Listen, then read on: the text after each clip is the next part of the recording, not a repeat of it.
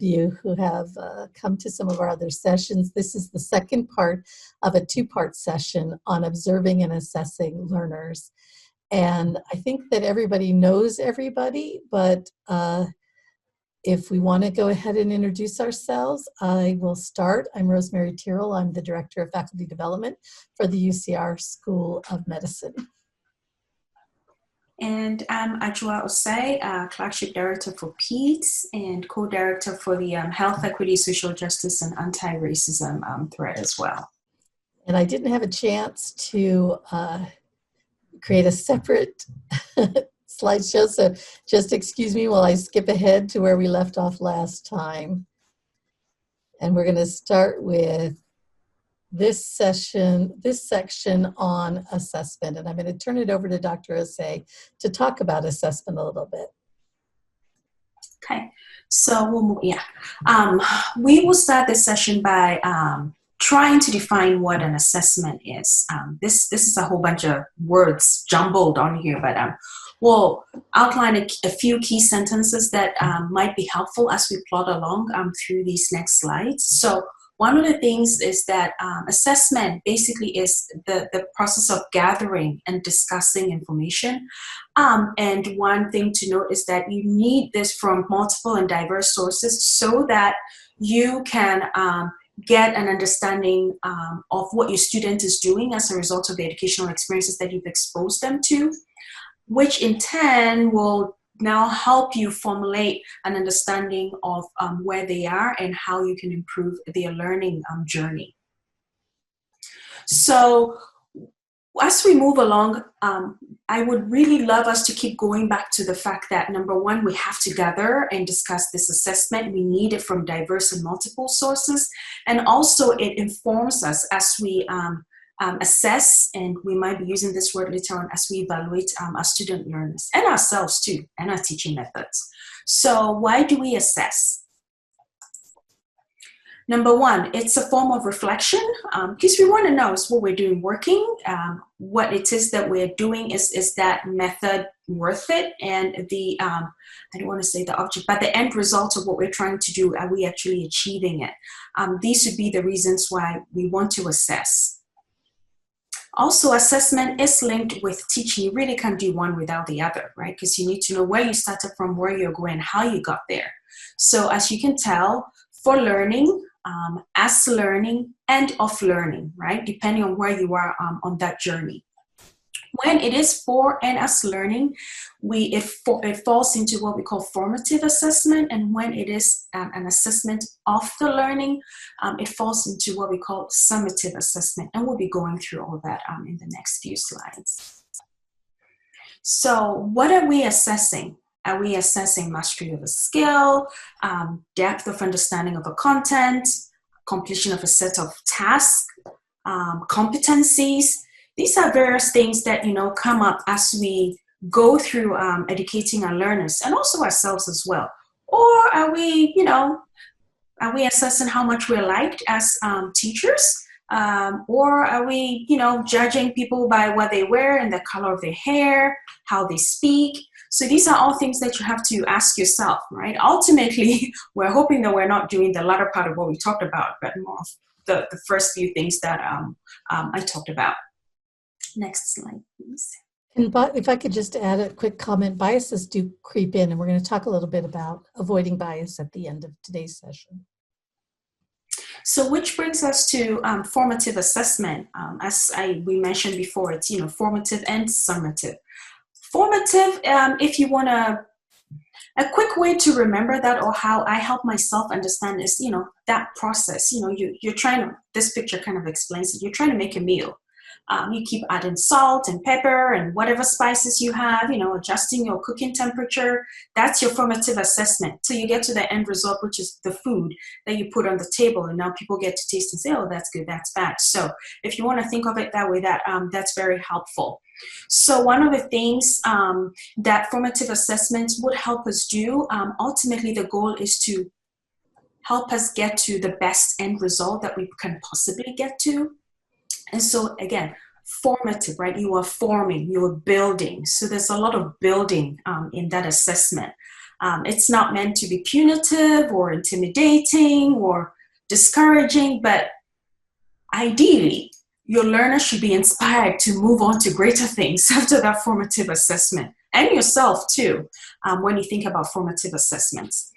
And so every time you give a feedback in the office, or you give a quick bedside feedback, or a quick, oh, let me show you how to do this, that's formative assessment, right? You are kind of helping that student learner build on their skills. So a few elements that we want to go through. Number one, it's very helpful when you have clear learning outcomes, because otherwise everybody's kind of running around in circles and nobody knows what they're doing. Rich discussions. If you remember from the previous sessions that we've had, it's sort of a give and take. The student tells you how or what they think they're doing, and then you kind of chime in and give them what you've noticed or observed. It's effective and it's timely. So you're not doing this, you are not going to add salt to your sauce, 3 days after the fact. It's in the process before the food shows up at the table, right? So it's effective and it's timely.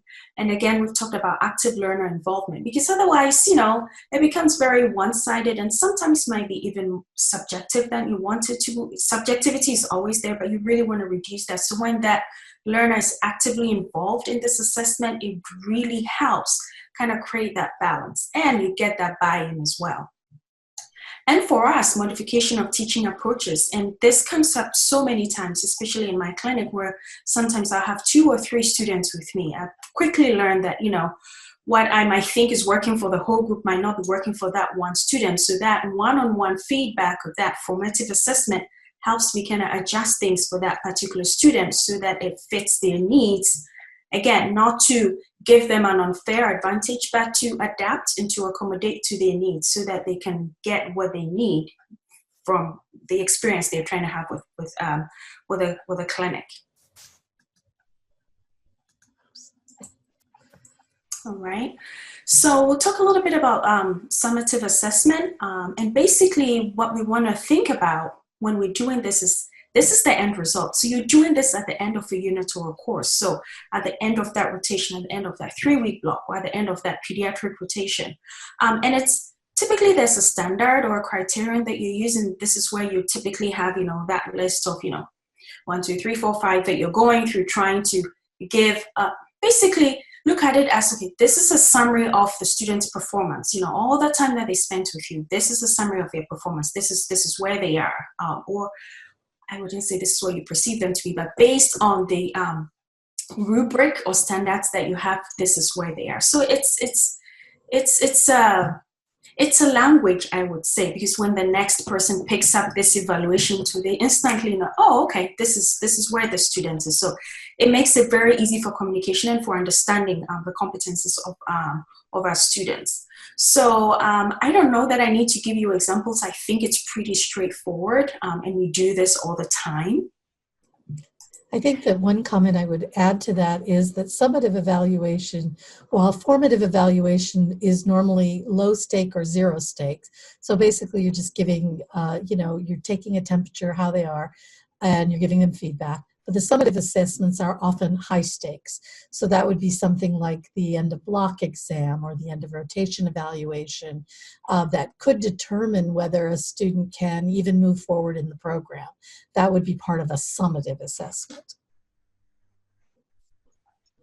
And so that moves us to what a good assessment is, because as Dr. Taro just mentioned, sometimes depending on what kind of assessment you're putting in, it might hold a lot of power over your students. So you want to make sure that it's an excellent one and it's being done right. So we'll go over a few things. It must be aligned, right? And that's why it's so important to have learning outcomes. And since we're talking about that, this is something that I sent out at the beginning of the pediatric rotation this year. So if you do not have one, please let me know. I will send another one out.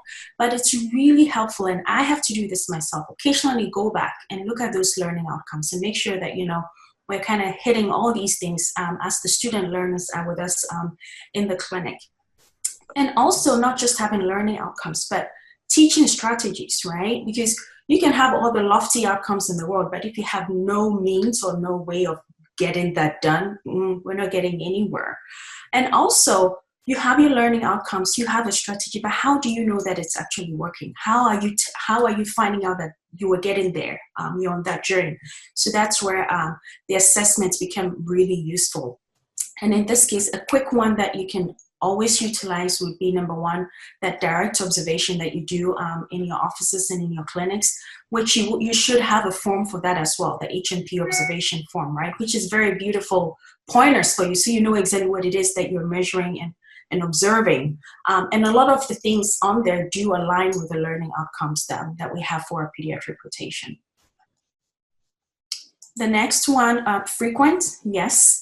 That can be challenging given the time constraints that we all have in our practices, with RVUs always hanging over our heads. But again, remember, this doesn't have to be a 15-minute session. 1, 2, 3 seconds, timely, effective, right there, right? One single thing, pick one thing, get it done, move on. So frequent. The more you do it, the better it is for your student learner, and the better it is for you too. You kind of get better at, picking out things that you can just boom, boom, and move on versus waiting for a while. Transparent. This is a huge one, right? I don't know about you, but I grew up, my education was all about, let me see how I can trick you, how I can outsmart you, That was my education experience, and it was not fun. Every day was like, oh, you never know what's coming at you. We've moved away from that. Now, it's about, I always tell the students, we're training you with the hopes that you get better than us. We want to end up working for you, and you're leading us into the next generation. So you want to be very transparent, no surprises, no pop quizzes. In fact, these days, with all the evidence that we have, if you can give them access to the material beforehand so they review, that way it makes for rich discussion and you move quicker. Everybody knows what they're looking for. Again, those learning outcomes, right? Everybody knows what they're looking for. So there is no, oh my goodness, gotcha. There's no gotcha moment. This is not what it is about. Definitely don't want that. And then remember that you may need to use different methods of assessing your students. And this, for me, I think this is really important because it helps me kind of check some of my biases and, not have that creep in, without me knowing, because, then I can look at, how did you do with, the assigned reading that you were supposed to present on, or how did you interact with this, difficult patient, or how were you interacting with the resident? So these little pointers all over the place helps you have a collection of data points that you can now give feedback on to your student learners. And again, it's also important to have varied assessment tools. Brings me to the next one. So it's equitable, right? Because if you're kind of rigid and you just have one way or one, two, or this is how I do it all the time, it's not fair. We all know that now, right? It's absolutely not fair. So it's equitable and also equal in some sense, right? You level the playing field, but you kind of put things in place so that it's actually level, not levels. So you want to think about making things equitable for your learners that may need accommodations or may learn differently from their peers.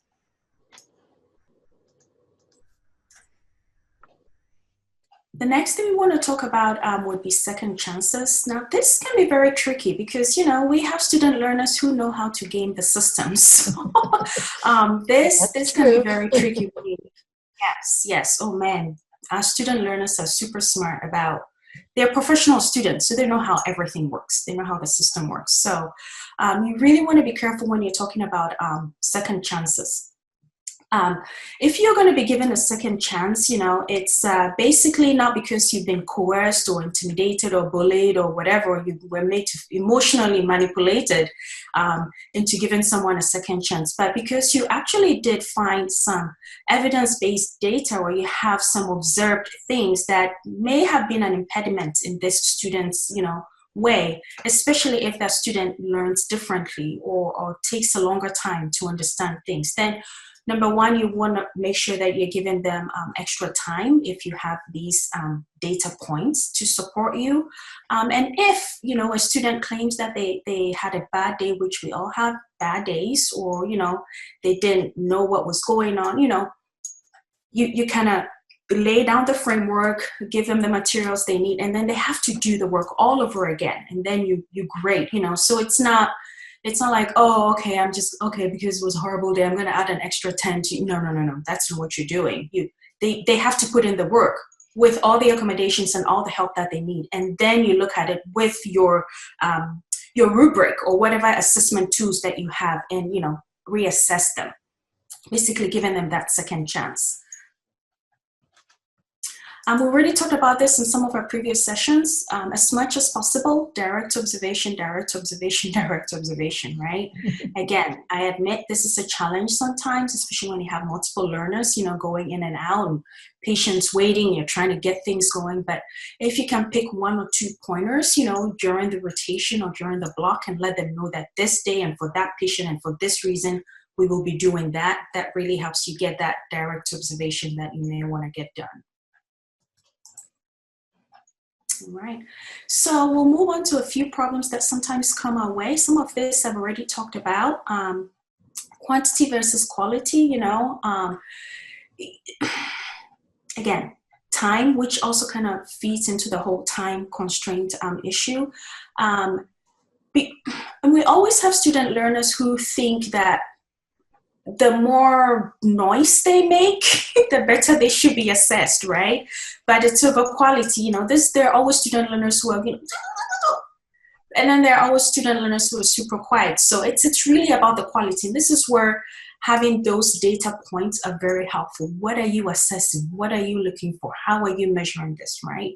So that it takes a lot of the subjectivity out. So that, because our society is so extrovert oriented, you really want to pay attention to students who might not be outspoken, because they might be brilliant, excellent students as well. So quantity over quality over quantity. As much as possible. And then grading, oh boy, grading is a whole different ballgame. And I think there are slides that we will talk about later on, just because depending on what grading system that is being used, there can be so many limitations. And I will leave that till the latter part of this discussion. Attention consequences as well. Again, so typically for this one, if, you want to make sure that your assessments are done really well, because sometimes they carry a huge consequence for the students, so it's not something you want to take lightly, right? Because if you're just gonna, oh, I'm not in a good mood today, so blah, blah, blah. Well, that kid might, sorry, I keep saying kid, that student learner might be kicked out of whatever it is that they're doing, may have to retake a course, it may affect applications. So you want to give a lot of thought to the assessments that you're doing. And also, you don't want to be that person who gives very little feedback, right? We all get very busy, but then suddenly no feedback has happened for about a month, right? Or more. And then suddenly the students are, I don't even know where all of this is coming from. I have no clue what you're talking about. So again, as often as you can, very little things very quickly. And peer reference. If you do have that luxury of having other people in your teaching environment who can also provide an input, and typically, your nursing staff, your MA staff, other people that the student learner might be interacting with, they may give you some wonderful insights as well. And I kind of have the luxury of reaching out to my peers as well, because sometimes we know these student learners. So if something is off, I can reach out and see if similar behaviors are being observed somewhere. So sometimes that's what I would do. I'm sorry to interrupt, but I got a message in the chat that someone wasn't able to see the slides, and I just wanted to check to see if everybody was having that same problem. Can people see the slides? So I'm seeing some thumbs up. Okay, so maybe it was a problem on their end. Sorry about that interruption. I just wanted to make sure. No worries. The other thing about peer referencing, before we go to summative assessment, is be very, very careful when you're comparing your student learners to other student learners, right? Because, again, subjectivity. So you really want to go back to the data points that you have in front of you and assess each person individually. So we'll move on to summative assessment. This is the biggie, right? This is the the one that the students will always, like, you need to give me high grades on this. Because basically this is what determines the chunk of your grade. And for us at UCR, for all intents and purposes, at least for the next 6 months or so, that summative assessment, that evaluation form that you fill out, at the end of that 3-week rotation or the 6-week rotation that a student has with you, carries 50% of their grade. So it's a huge chunk in their grading. So they are very about it, so just an FYI, if you find your student being very apprehensive and anxious, please give them grace. It's 50% of their grade. So, and also, if I could just jump in for a second, I've heard people say, well, we don't really grade here. And while it's true, we don't give letter grades the way that they do in undergraduate education, we do have honors. So there is a great deal, and students put high value on getting honors.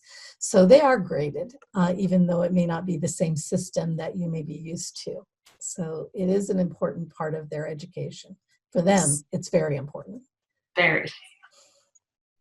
So we'll be talking about what an evaluation is. And in our medical school right now, we're kind of going through a little redefinition of evaluation and assessment. So for all intents and purposes, evaluation as far as our medical school is concerned is when you are actually looking at everything that you have done, right, to get you to where you are. So Rosemary, correct me if I'm wrong, but that would be a summative assessment. That's our evaluation, right? Our new senior associate dean doesn't want us to use the term evaluation when we're talking about students, because he wants to make a distinction between assessing students and our evaluation of teaching. But another word for summative assessment is evaluation. So I just wanted to, leave that definition in there, because somewhat semantics and we're somewhat splitting hairs.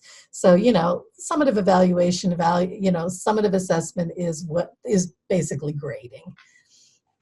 Yeah, exactly. So the end point. So again, we're going to kind of highlight a few block of words that would be helpful to remember. So again, systematic and objective, you're drawing conclusions, and you're being compared to a standard, right? And at the end, we're trying to figure out if established goals are met or not, right? These are the key points that I need you to remember in this, paragraph of a definition.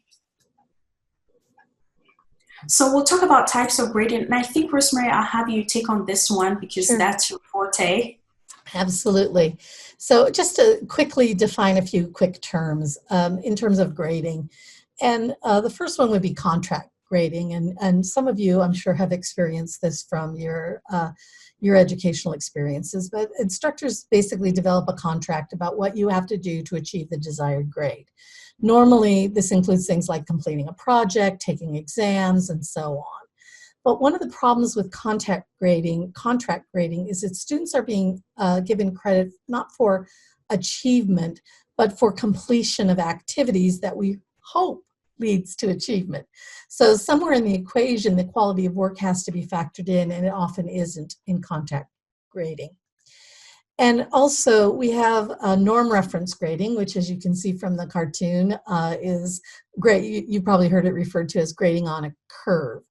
And even though we, of course, don't grade on a curve in medical school, the reason I include it here is because even though it may not be the formal method of evaluation, it often creeps in as evaluators tend to compare one learner to another in their minds, even if it's not officially grading on a curve. And the problem with grading on a curve or norm reference grading is that it doesn't actually evaluate what is important. It doesn't assess what's important. Because what's important is how much the student has mastered the content or achieved the competencies. It only evaluates how they did in relationship to their peers. So if you're looking at a huge group, like a national test like USMLE, that may have some statistical meaning, and that could be a good thing. But when you're looking at a small n, like a class or, just the 5 people that you're doing work rounds with, or even individual students that you may be precepting, that's even worse, it doesn't mean anything. So the grading standards can fluctuate based on whether someone was lucky enough to get in a group of low achieving other students, or if they were unlucky enough to get in a group of higher achieving students. So there is a great deal of slippery slope. And I know this because I've heard it talked about here, is that some people will try to compensate by increasing the percentage of higher marks they give in high performing groups. But that's entirely subjective, and it's a slippery slope and leads to all kinds of bad things. So some people will set random cutoff points, like we're going to give, in our case, honors to the top 20% or whatever. And it's an undesirable element of competition that it creates within a group. And I know we don't do that, but it does tend to creep in. So what we do, of course, is criterion reference grading. So students are graded based on their ability to demonstrate competency in a preset learning outcomes or competencies. So this is sometimes called performance-based grading, mastery-based grading, or competency-based grading. So that's the one that we focus on in medical school. So the following basic standards really should exist in any form of summative assessment. It should be accurate. It should be valid, should be testing what it was supposed to test. It should be reliable, so you're getting the same results over time. I know you know what these things are. It should be fair. It should be usable, because sometimes usability is an issue. And it should be effective. So let's just look quickly at some of these issues. And I'm going to skip over the sometimes the first assault on accuracy is mathematical, but since you're not dealing with this in a clinical setting, I'm going to skip over this. And that's when people grade on this curve that so many of us saw when we were undergraduates. It's actually really unfair. It's a 6-fold penalty in the bottom score. So I'm going to skip over that part, though, because you don't deal with that. And I'm going to skip on to the issue of validity. So the importance of validity, of course, is, are we assessing what we are supposed to be measuring? Often we see methods of assessment that measure other things. So they measure things like how well a learner can take a test, or how much the learner speaks up. Again, Dr. Osei is right in saying that not all learners are as outspoken as others, and sometimes it's a cultural dynamic. So are you disadvantaging learners? We tend to like, especially in a classroom environment, different from what you're dealing with in a clinical environment, we love students who are, who put their hand up and volunteer and speak up. And that's all good, but are you assessing based on that? Because then you may be disadvantaging some learners. And oftentimes people are assessing based on how much the learner is like them. So if you're evaluating an OSCE or something, is it because it's the way you would have done it, or have they mastered the competency? And then, of course, other items that obviously influence us, such as whether that learner was on time. Unless, of course, professionalism is one of the things that you are assessing. Are they dressed appropriately? Again, unless that's part of what you're assessing. Maybe you didn't like their hairstyle. And things like that. We need to be careful because those biases do creep in. And reliability, of course, are we measuring the same thing over time, or does the same instrument measure quite different things each time it's used? And there are ways to evaluate that. Does every learner have an equal and level playing field and an opportunity to succeed? So, creating accommodation for learners is not being easier on them. It's creating a level playing field. So, not only are they, not only I would argue that creating special accommodations for people who need them it's moral and ethical. It's actually the law, so learners with a bona fide special need have to receive what is considered reasonable accommodation. And the courts have generally defined reasonable as what a reasonable professional in that field would consider reasonable. So, for example, This is outside of medical education, but for example, giving a student more time to complete a sketch in a mechanical drawing class probably would be considered reasonable. Allowing a learner who can't see to avoid doing a sketch entirely in a sketching class may not be a reasonable accommodation. And I'm sure you can think of examples in medical school same way. Certain things, are reasonable. Other things are, kind of a necessary component that you can't eliminate from your assessment. And usability, is it practical in terms of time and resources that you need to do that assessment? I always say, especially when it comes to clinical teaching, there's a gold standard, and then there's what you can reasonably do with the time that you have with your learners. So you have to kind of make that balance and work on that balance to make sure that it's not becoming an onerous activity for either you or the learner. We wish we had more time to do, more in-depth assessments, but, the practical reality is that you're limited on how much time you have with the learner and how much time you can give to that. So, lastly, are our assessment practices having the effect on learning that we want them to have? So it's astonishing to me how many educators will complain at how different the learners are now than when they first started teaching. So they're saying, oh, these students today, they're all these things. Yet they use the exact same policies for assessment than that they were using with those previous generations. So if you're acknowledging that these students are different, then maybe you need to rethink, the world has changed, the learners have changed. Perhaps we need to adapt to those changes. So that's an important one. I mean, an example, and this is a classroom example, though not a clinical example. So I'm going to skip that because it's a different issue for somebody to show up late in a clinical environment. So some problems with summative assessments that we see. So a basic source of misunderstanding that surrounds summative assessment lies at the fact that normally it has vital consequences for the one being assessed, the student, where it has no such consequences for the one who's doing the assessment, the teacher. So, for example, a student may harbor for a very long time a very deep resentment against a professor who graded them harshly. But if you were to bump into that professor years later, that professor may not even remember the student and would almost certainly not remember that grade. Indeed, that professor would probably be astounded to learn that the student cared so deeply about the grade. But that's the reality. It may not seem that important to us, but for the learner, it is profoundly important. So what are some of the biggest problems with summative assessment that we see? And one is what I refer to as the null set, just basically not receiving them from the attending. So, it's always a hassle to get on there and do the new innovations, or we're going to be switching to MedHub soon. But it's important. It's very important. It's part of our responsibility as educators, as preceptors, as a faculty member to do the assessment. We have to have the grade from the attending. It also can be sometimes helpful to get input from residents and anyone else who's worked with that student. But it is important that especially we get that from the preceptor themselves.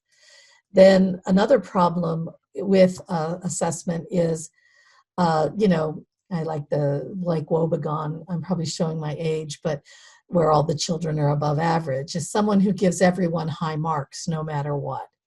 It's rare that learners, by definition, who are still building skills are exceptional in every single category.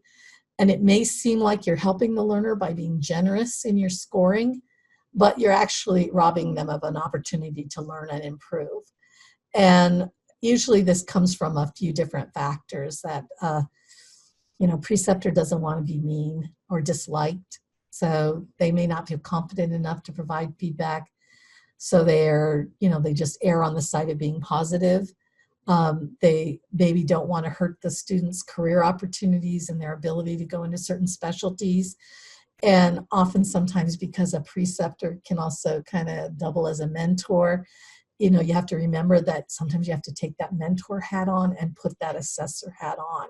So we have responsibility, of course, to our learners, but we also have responsibility to the patients that they're going to be treating.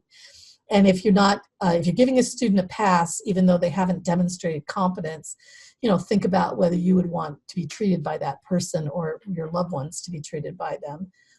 That can make a big difference in how you view your role as an assessor.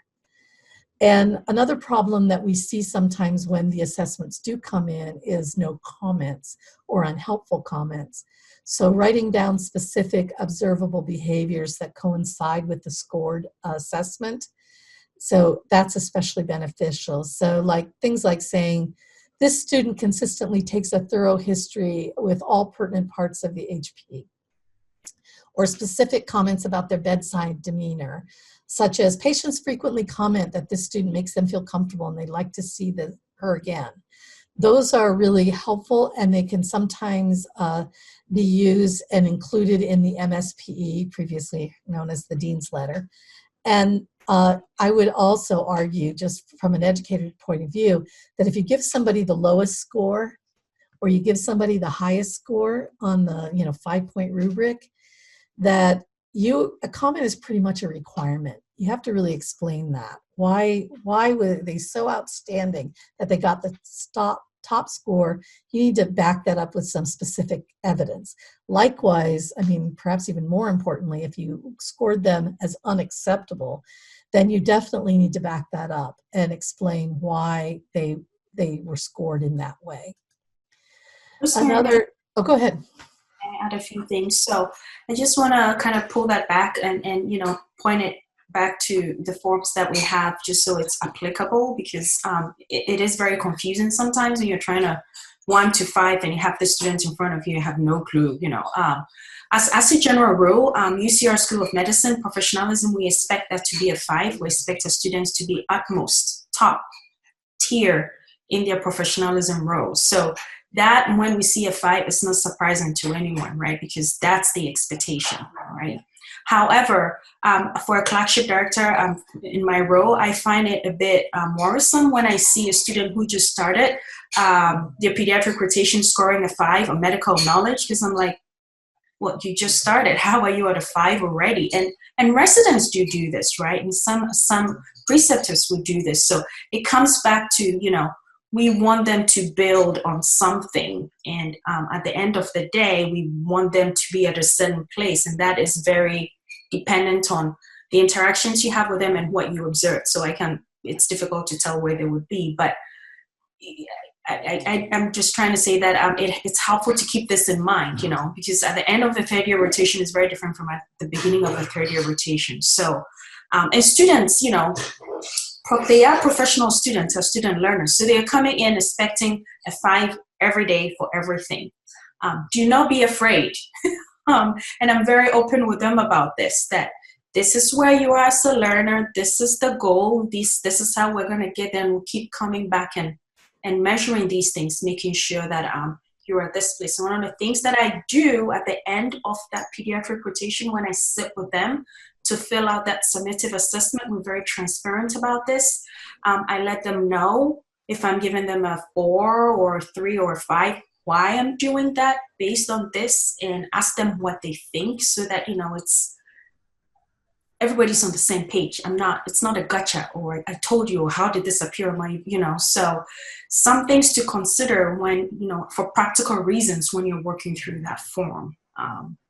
Just wanted to put that in there as well. I think that's such a critically important point that you made. And I also would add that that's an opportunity for, again, some growth mindset discussion.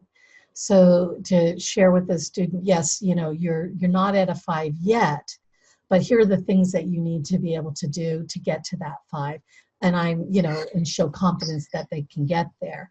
I think that, yeah, absolutely agree. That is something that should never come as a total surprise. I'm always concerned if a student comes out of nowhere, because there should have been enough evidence being given to them along the way that they knew that they were right on track to what they needed to be doing, or that they were struggling. The students should know that. So the next problem that we sometimes see with summative assessments, as I refer to it, as the B effect, and that's sticking to the middle. So some instructors just score everyone right down the middle. They sometimes call that, single line scoring, and oftentimes that happens if the faculty member is filling out the rubric quickly, and it's just easier to score someone in the middle.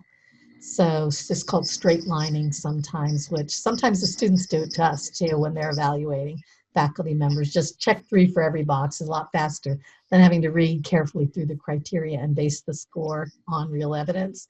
So I've seen it. The reason I call it the B effect is because I've seen it with faculty who didn't want to cause a red flag by giving all the students A's, and they didn't want to be considered mean, so they never gave anyone anything below a C, so you'd end up with nearly everyone getting a B. Another problem with summative and assessments are these two things, what we call the primacy and the recency effect. You may be familiar with that through employee evaluations if you're familiar with that process. The primacy effect means focusing on one thing that sticks in your mind rather than looking at the totality of their performance. So I let that one thing stand out of my memory and represent everything that the student did or did not do.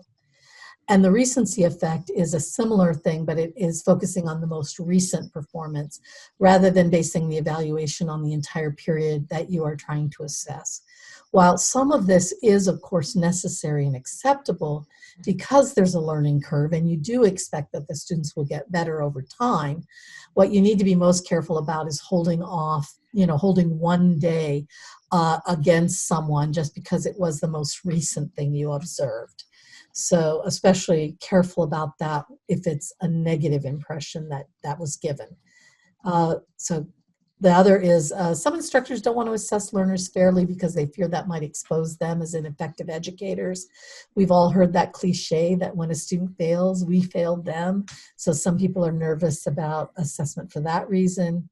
So what we need from faculty is, of course, those summative assessment to determine whether the student is on track, competent in the procedures they are learning, behaving in a professional manner, eligible for honors, and so on. So something else we want is early warning of any problems. Don't wait until the end of the block or rotation to tell the student or to tell us that student is performing poorly. So you're going to, obviously contact your block director or the head of your program or the associate dean if there's a problem with professionalism, with ethics, or another concern that needs to be remediated during the rotation instead of waiting to the end to report it out. In a timely and accurate manner. We talked about that. We are moving to Head Hub soon, so it will be a simpler process than New Innovations has been. But it's easier to do the evaluation if you familiarize yourself with the rubric. With the rubric, for those of you, I'm using that term, it's just a grading sheet that says, this is what counts as excellent, this is what counts as acceptable, this is what counts as unacceptable. That's all we mean by rubric. And you don't have to spend a lot of time reading through every criteria if you're familiar with the categories and the difference. So it's helpful to kind of look at that. It's also helpful to understand what constitutes a 3 on a scale of 3 to 5. And there's always going to be a little bit of subjectivity, but it should be based on the written criteria that's in the rubric grading sheet. It can also be helpful if you have the time to do a norming activity. So that would be having multiple people view the same thing, then grade it independently, and then compare scores and discuss the rationale behind the scores that were given. One caveat to that technique, which I always think is a good thing to do in a department, at a department meeting or something, you can show a little video and then have everybody score that, history taking or something. But one caveat is that people tend to be tougher graders when they're doing the grading in front of their peers. So for a norming activity to be most useful, everyone has to be as honest as they can about how they would actually be assessing the learner if that were real, not just trying to impress everybody else in the room. And we talked about this during the session on observation. One of the challenges with assessment, lack of time. It always seems to be an issue in all of these things. Could be lack of time to observe them, So not knowing how to evaluate them because you didn't have that much exposure, or lack of time to actually write up the summative assessment. And we talked about alignment. So another is that grading is sometimes not properly aligned with the learning outcomes or what was actually taught. So it's very important, when we talk about alignment, we mean that what you say they're supposed to learn, i.e. your learning outcomes, what you're teaching are those same learning outcomes, and what you're assessing are the same thing you taught and the same thing you said they were supposed to learn. That's what we mean by alignment. And we hear that all the time. When it comes to end of block in the first 2 years, when it comes to the end of block exams, we often hear students say, this was on the test, but it never came up. It never came up during the block. So that's what we would say was, sometimes that's not true. But when it is true, that's what we would call poor alignment. And grading is inherently subjective. It's also inherently reductive.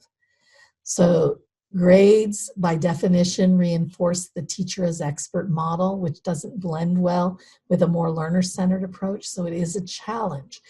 And, subjectivity is part of grading. No matter how many rubrics you create, no matter tests you create, there's always a subjective element to grading. So that's why it's so important to be mindful of biases and deal with them. So rater bias, is another problem. So just good old-fashioned bias toward a particular group or particular way of doing things. So we've had learners complain about that during OSCEs, that faculty are rating them lower because they performed a procedure the way they were taught instead of the way the rater thought it should be performed. So that's important. So I know we're almost out of time, but I think this is important, so I'll go quick. But we need to, we mentioned bias a few times. And when we use that word bias, we tend to think in terms of avoiding treating someone who is not like us unfairly. However, bias creates problems on both sides of the equation. It can cause us also to grade someone who is different than us unfairly, but it can also lead to grade inflation and giving too much benefits to students who may not have earned that score. So either direction is problematic when it comes to assessment. So how you maintain that fair and consistent grading process. So, one of the ways to do that is, instead of waiting until an evaluation is due to fill out the evaluation form, have a way to take very brief notes while observing. And when it comes time to evaluate, you have more to go on. So you actually have data you can look at. Keep them super short, or you'll be creating something that's onerous and too difficult to deal with. But just very quick notes can be very helpful, and also to look at consistency over time. And, just to recognize that we're inferring things from our point of view and from bias. So, faculty members you can develop an immediate impression from someone the moment you begin they begin on your rotation, from the moment you walk into the room to observe them with the patient. Often that's based on very limited information. And a lot of people feel like, well, I can make a judgment quickly. I know within 2 minutes whether or not. But what we see from the literature, from impression formation literature, suggests that these rapid judgments occur unconsciously, and they do influence future interactions, and they are not always accurate. So we need to be mindful that that may be playing a role in our evaluation. And again, go ahead.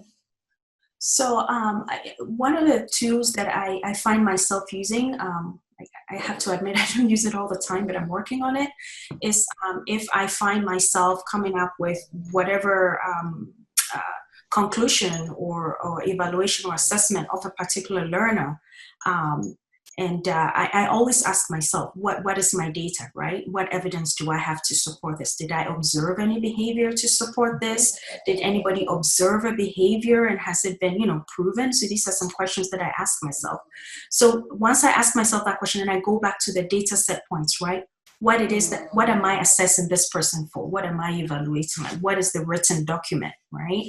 And if I go through all that and this student learner is struggling, then I ask myself a fourth question: have I provided tools to help this learner learn before I jump to that conclusion. So I kind of have these little checks and balances in place, forcing me to do the work instead of going from A to D without, so that's something that I use. And I'm not sure, if you might want to adapt a few things here and there to kind of, because it's difficult. The bias thing is really difficult. You have to keep working on it. I do also have bias police. I designate a few people in my office to call me out every now and then. I do this especially with patients. I kind of own it before I go in there that, hey, I'm feeling this way about this patient. So let me know if you think, so I just kind of have people who call me out when possible. So it's a few things that I try. Yeah, that's a great idea, is to have people kind of observe and watch for that. And, also we talked about this a little bit already, but, somebody who observes a student with very poor skills and then observes a learner with marginal skills, they may have a much more favorable impression of that second learner than is justified by their actual performance. So you really want to be very careful to avoid relative comparisons and just to focus on the level of competency. And we've said this many times before, but, again, if the learner is giving bad news while they're standing with crossed arms, the observable behavior is that they were standing with crossed arms. The impression you have may be that they were lacking empathy or they were uncomfortable in the situation, but don't assume that your impression is accurate. Explore the observable action with the learner and talk through what that crossed arms might be conveying as part of their body language to the patient, but don't make assumptions that that's what it was. And one way to avoid bias is to have very clear standards and make sure those standards are clearly communicated to the learner and that you're following them and that you're always focusing on competency-based, performance-based, mastery-based learning and not other things. And again, we talked about this one. One of the purposes of having a rubric is to reduce grading bias in either direction. So use the rubric. Don't just say, yeah, I think the student's a 4. But, have you read the description of what a 4 is? So make sure that you're actually using it in that way so that we avoid, those kind of subjective comparisons. And this is something also too that can be very useful. And you can spot check your grading bias by asking a colleague to grade on the same encounter and see if they come up with the same conclusion. And obviously that's not something you can do all the time, but when it is possible, it can be a very revealing and useful technique. Even doing it maybe once or twice a year is a good way to ensure that your standards haven't shifted over time. So again, I know it's not always practical in a busy clinical environment to do that, but if and when it is possible, it can be an extremely useful tool.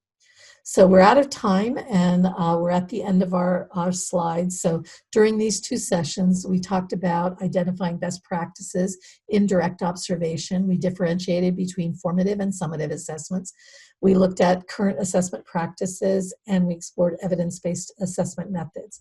So I forgot to change the slide. This is part 2. So our next session together will be on best practices in clinical teaching. We did these a little out of order because we wanted to do the feedback ones and the observing and assessment ones before the end of this year. But best practices is usually the session that we do first. So we're kind of jumping back to the beginning. And that will be our next session.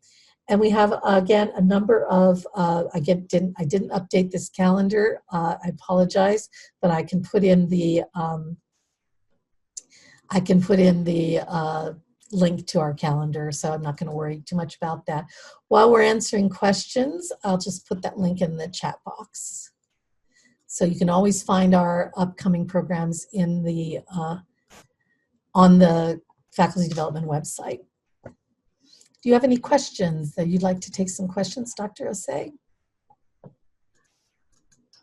I'm happy to if there are questions. I've got a question.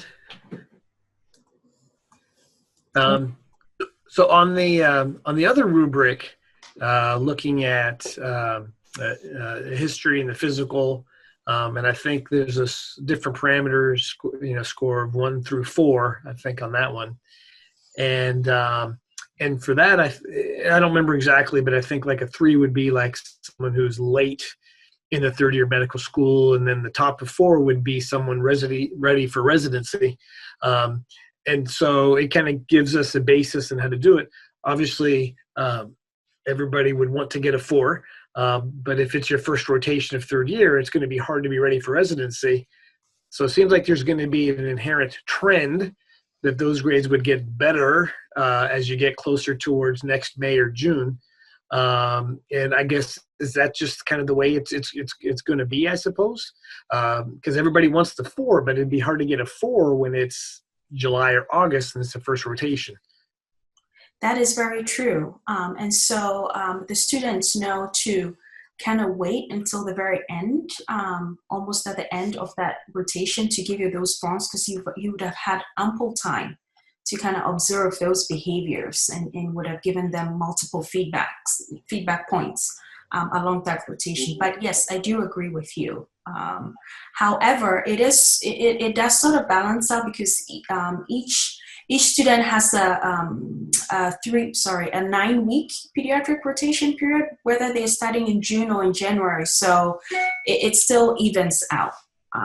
But the hope is that by the end of that pediatric rotation, you're fairly confident that if you put the student on as an intern on the floor, or they find themselves somewhere, they can do a lot of the stuff in the 4 region by the end of the rotation. That's the hope. So it really depends on when they hand you that form. If they're handing it to you at the beginning of the rotation, it's going to be very difficult to give them, a 4, because you don't know them. So, yeah, I hope that helps. Yeah. Helps a lot. Yep. Thank you. Thank you. There's a question that I was sent privately in the chat box. Before I read that, though, because I know people have to go on to their day, I just want to thank you all very much for coming in and spending this time with us. And I want to thank Dr. Osei for co-teaching this session with me. And the other question, I think is a better question for you to answer, Dr. Osei, is, in your opinion, how is pediatric teaching and evaluation unique? So it's very unique in the sense that we're not just dealing with the patient, right? We're dealing with Dr. Russell. Sorry. We're dealing with the families of the patient. So a lot of the times we're assessing a lot of interpersonal and communication skills versus an adult or whatever, when those student learners are being observed. And then as far as the teaching, our history template is a bit different as well. So you really want to take that. I think you want to pay attention to how adaptable your student is to the needs of the families that they're taking care of. That's a huge thing when it comes to pediatrics. For me, at least, that's what I pay a lot of attention to, because patients are so different and unique. We're mediators, more or less. That's what we do. In our practice, we're mediating all the time. So. Absolutely. Are there any other comments or questions? And again, if not, I'm going to say thank you. And I know for those I won't see again until after the new year, have a wonderful holiday and stay safe, everybody. Bye-bye. Thank you so much. Thank you. This is great. Thank you so much. Thank you.